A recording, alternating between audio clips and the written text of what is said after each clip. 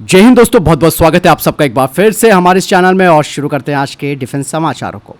DRDO ने दोस्तों अब D4 काउंटर ड्रोन सिस्टम को तैनात करने की योजना बनाई है। अब आपके मन में आ रहा होगा कि ये D4 आखिर है क्या। D4 का मतलब दोस्तों ड्रोन डिटेक्टर और डिस्ट्रॉय है, जो कि एक काउंटर ड्रोन सिस्टम है जिसे कि भारत के जो महत्वपूर्ण रक्षा प्रतिष्ठान है उनमें तैनात किया जाएगा। और ये जो एडवांस सॉल्यूशन है वो दुश्मनों के अनमैन्ड एरियल व्हीकल्स का मुकाबला करने के लिए डिजाइन किया गया है, जो कि घनी आबादी वाले क्षेत्रों में दुश्मनों के ड्रोन हमलों के खिलाफ एक मजबूत ढाल भी देगा। D4 सिस्टम जो कि एक इंटीग्रेटेड काउंटर ड्रोन प्लेटफॉर्म है, जो कि दुश्मनों के ड्रोन्स का पता लगा सकता है और उन्हें बेअसर कर सकता है। और ये जो सिस्टम है दोस्तों वो माइक्रो और जो छोटे ड्रोन है उनको भी खत्म करने की क्षमता रखता है। और इस काउंटर ड्रोन सिस्टम की दोस्तों सबसे खास बात यह है कि ये दोनों मोड्स में काम कर सकता है, यानी कि सॉफ्ट किल और हार्ड किल। सॉफ्ट किल के जरिए ये दुश्मनों के ड्रोन के कम्युनिकेशन को पहचानने के बाद उसे जैम कर सकता है, उनके कमांड एंड कंट्रोल को बाधित कर सकता है। और जो इसका हार्ड किल मैकेनिज्म है वो लेजर बेस्ड मैकेनिज्म है, जो कि फिजिकली 3 किलोमीटर के अंदर ड्रोन्स को खत्म कर सकता है। D4 की अगर टेक्निकल स्पेसिफिकेशन की बात की जाए तो D4 सिस्टम में रेडियो फ्रीक्वेंसी डिटेक्शन और एक्स बैंड रडार सहित कई एडवांस सेंसर्स इसमें लगाए गए हैं, ताकि ये यूएवी को यानी कि दुश्मनों के ड्रोन्स को शुरुआत में ही पहचान सके। इवन ये सिस्टम कम रडार क्रॉस सेक्शन वाले ड्रोन्स को भी पहचान सकता है। और इसका जो AI पावर्ड थ्रेट क्लासिफिकेशन है उसके जरिए ये दुश्मनों के ड्रोन के इरादों का आकलन कर सकता है, जिससे कि तेजी से निर्णय लेने में मदद मिलती है। और इस सिस्टम का दोस्तों पहले से ही पंजाब, जम्मू और पूर्वोत्तर जैसे सीमावर्ती क्षेत्रों में इस्तेमाल किया जा चुका है। और आपने कई दिनों से देखा होगा कि अभी फिलहाल पाकिस्तान की तरफ से कोई ड्रोन भारत की सीमा में नहीं घुस रहा है। मतलब साफ है कि D4 का इस्तेमाल वहां पर किया जा रहा है। भारतीय वायुसेना दोस्तों अब तेजस मार्क 1A को अपने एयरफोर्स स्टेशन नालिया में तैनात करने की योजना बना रही है। नालिया जो कि गुजरात का एक तटीय शहर है और पाकिस्तानी बॉर्डर पर ये सर क्रीक से लगभग 90 किलोमीटर की दूरी पर स्थित है। और इस जगह पर पहले भी दोस्तों तेजस मार्क 1 फाइटर जेट की जो FOC कॉन्फ़िगरेशन है उन्हें भी यहाँ पर डिप्लॉय किया जा चुका है। और इसीलिए इस एयरफोर्स स्टेशन पर तेजस मार्क 1A जैसा एडवांस फाइटर जेट डिप्लॉय किया जाएगा। और नालिया एयरफोर्स स्टेशन को अपग्रेड भी किया गया है, जिसमें कि blast proof hanger, advance radar system और तेजस प्लेटफॉर्म के अनुरूप जो रखरखाव है वो भी शामिल है। और ये पाकिस्तान के साथ काफ़ी क्लोज बॉर्डर है। भारत ने 12 अप्रैल से लेकर 14 अप्रैल 2025 के बीच नो फ्लाइंग जोन एडवाइजरी जारी की है। ये एडवाइजरी उड़ीसा तट से दूर अब्दुल कलाम द्वीप से लेकर अंडमान और निकोबार द्वीप समूह तक फैले 1245 किलोमीटर लंबे गलियारे को कवर करती है, जो कि Indian tri services theatre command के अधिकार क्षेत्र में आता है। हालांकि किस चीज का परीक्षण किया जाएगा इसके बारे में कोई डिटेल्स तो सामने नहीं आई है, लेकिन कहा जा रहा है कि डिस्टेंस काफी लंबा है, तो हो सकता है कि इसमें लंबी दूरी की बैलिस्टिक या फिर क्रूज मिसाइल को टेस्ट किया जा सकता है। उम्मीद तो ये भी लगाई जा रही है कि सबसोनिक क्रूज मिसाइल का एडवांस वेरिएंट या फिर DRDO के द्वारा विकसित कोई हाइपरसोनिक हथियार तक हो सकता है। DRDO ने दोस्तों एक बड़ी घोषणा की है। DRDO के अध्यक्ष डॉक्टर वी समीर कामत ने कहा है कि भारत अगले 4 से 5 सालों के अंदर डिफेंस प्रोडक्शन में 90% आत्मनिर्भरता हासिल कर लेगा।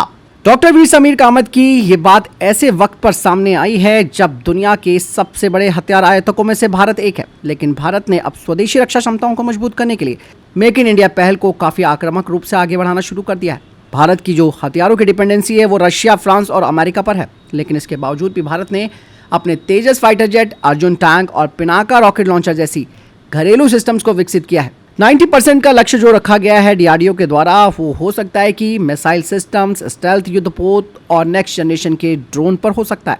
लेकिन दोस्तों यहाँ पर मैं बताना चाहूँगा कि चुनौतियाँ तो अभी भी DRDO के सामने बनी हुई है। और 90% आत्मनिर्भरता हासिल करने का मतलब आप समझ रहे हैं कि आपके पास एरो इंजन टेक्नोलॉजी होनी चाहिए, सेमीकंडक्टर और एडवांस मटेरियल जैसी चीज़ों को डेवलप करने की क्षमता होनी चाहिए, ताकि भारत इनके लिए विदेशों पर निर्भर ना रह सके, क्योंकि ये सेक्टर्स ऐसे हैं जहां पर भारत अभी ग्लोबली काफ़ी पीछे है।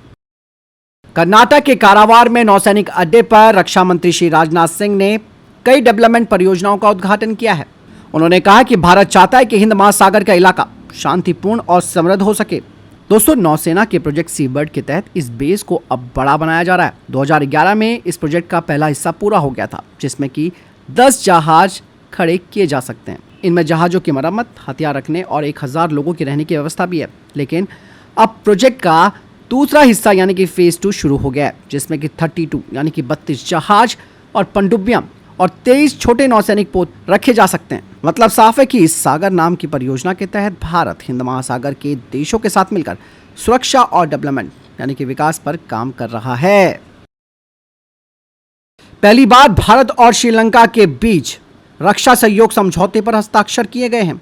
हालांकि श्रीलंका जिस तरीके की हरकतें अभी तक करता है, शायद उस पर अभी बड़ी लगाम लगाना चाहते हैं भारतीय प्रधानमंत्री। क्योंकि दोस्तों, ये जो रक्षा साझेदारी है यानी कि डिफेंस पार्टनरशिप पैक्ट है, ये इसके कई मायने हैं। हालांकि इस पार्टनरशिप पैक्ट के तहत कुछ बातों पर जोर दिया गया है और ये रक्षा समझौता दोस्तों दोनों देशों के रणनीतिक संबंधों को तो मजबूत करेगा ही, लेकिन भारत ने यहाँ पर श्रीलंका को साफ तौर पर बोल दिया है कि श्रीलंका अपने क्षेत्र का इस्तेमाल किसी भी तरह से भारत के सुरक्षा हितों के खिलाफ नहीं करेगा।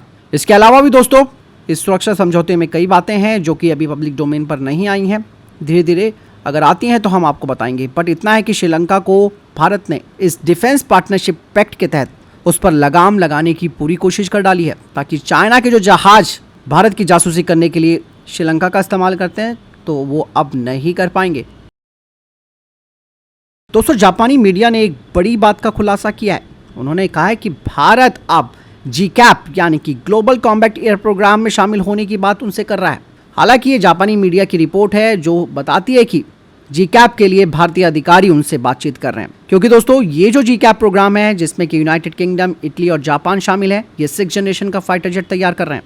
हालांकि अभी तो ये त्रिपक्षीय पहल है और इसका उद्देश्य है कि 2035 तक एक अत्याधुनिक स्टेल्थ फाइटर जेट को बनाया जा सके। वही दोस्तों कहा यह जा रहा है कि कई जापानी और जो भारतीय डिप्लोमेट्स हैं वो इस बात को एश्योर कर रहे हैं कि भारत ने पार्टनरशिप के लिए बात की है। लेकिन दोस्तों भारत के लिए इस प्रोग्राम में शामिल होना आसान बात नहीं होगी। इस चीज़ के बारे में मैं आपको बताऊंगा, लेकिन फिलहाल तो जो जीकैप है वो एक एडवांस स्टेल्थ फाइटर जेट होगा जिसमें कि एआई इंटीग्रेशन और नेटवर्क की क्षमताएं होंगी।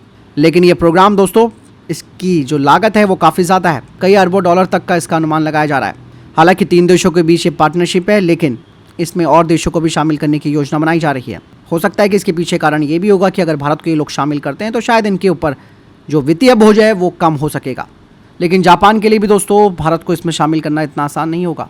इससे और ज़्यादा टेंशन बढ़ सकती है जापान और चाइना के बीच में। पहला रीज़न तो ये है। दूसरी सबसे बड़ी प्रॉब्लम जापान के लिए ये है कि भारत का रशिया के साथ अच्छा संबंध है। हथियार भारत रशिया के इस्तेमाल कर रहा है, सुखोई 30 MKI जैसा फाइटर जेट हो या फिर S-400। ऐसे में दोस्तों जापान को इस बात की टेंशन हो रही है कि कहीं उनकी टेक्नोलॉजी चोरी ना हो जाए।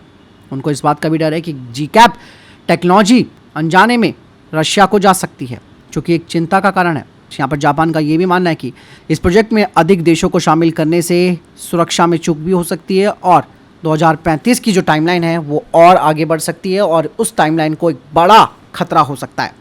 लेकिन दोस्तों अगर जीकैप में भारत शामिल हो जाता है तो ये ऐसा रिश्ता बन जाएगा भारत का और जापान का, जिससे कि दोनों ही देश इंडो पैसिफिक में चीन का जवाब दे सकेंगे।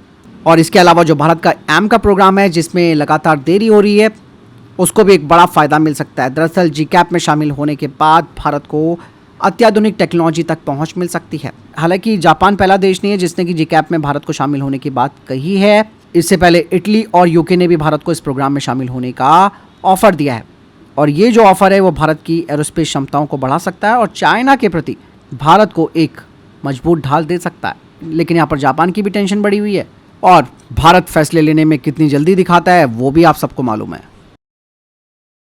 दोस्तों भारतीय सेना को 6 अपाचे AS-64 अटैक हेलीकॉप्टर मिलने वाले थे, लेकिन वो अभी तक नहीं मिले हैं।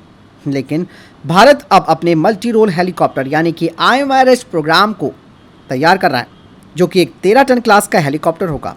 लेकिन इस प्रोग्राम को अभी कैबिनेट कमेटी ऑन सिक्योरिटी की तरफ से कोई मंजूरी नहीं मिली है, यानी कि ये प्रोग्राम रुका हुआ है। यहाँ पर दोस्तों HAL ने भी एक बड़ी बात कही है।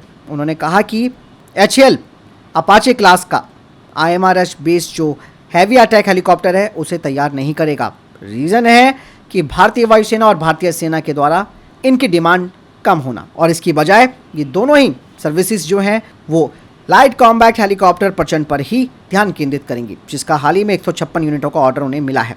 जैसे कि मैंने बताया कि IMRH एक 13 टन का मीडियम लिफ्ट हेलीकॉप्टर होगा जो कि कई रोल्स निभा सकता है, जिसमें कि मिलिट्री ट्रांसपोर्टेशन, लड़ाकू खोज और बचाव और पनडुब्बी रोधी अभियान। इसके अलावा भारतीय नौसेना के लिए deck based multi role helicopter को भी तैयार किया जाना है। हालांकि HAL ने इसके PDR और CDR को पूरा कर लिया है और IMRH और DBMRH के लिए डिजाइन किए गए high power turboshaft Aravalli engine को विकसित करने के लिए फ्रांस के साफरान हेलीकॉप्टर इंजन के साथ भी भागीदारी की है।